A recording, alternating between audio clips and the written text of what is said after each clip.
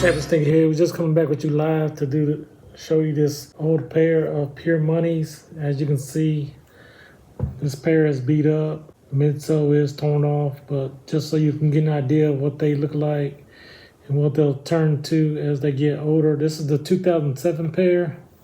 It's more considered one of the OGs. They did come out with the Jordan 4 Pure Moneys first, and then a year later, 2007, then these dropped. These are sisters to the brothers and sisters to the Black Cat 4s, meaning that this shoe mimics the Black Cat.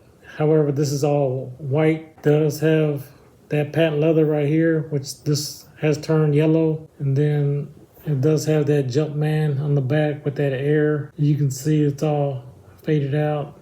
This back tab is torn, as you can see. Let's check out the other pair. The stitching is still good on this one. As you can see, it does have that Pure Moneys on the back. And then over time, the Jumpman will crack as well. Just to give you an idea of your $205 price point of what's going to happen to your shoe.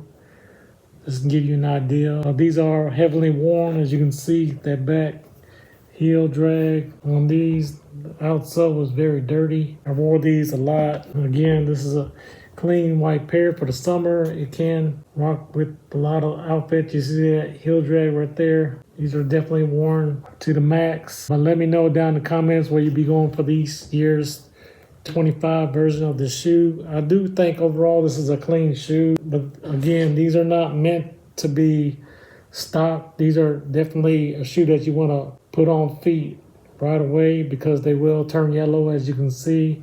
I do think over time, it is pretty cool. It does have a pop of contrast to the color, but of course these midsoles need to be repainted. I can feel some of the glue stickiness of the shoe is starting to, the glue is starting to wear out.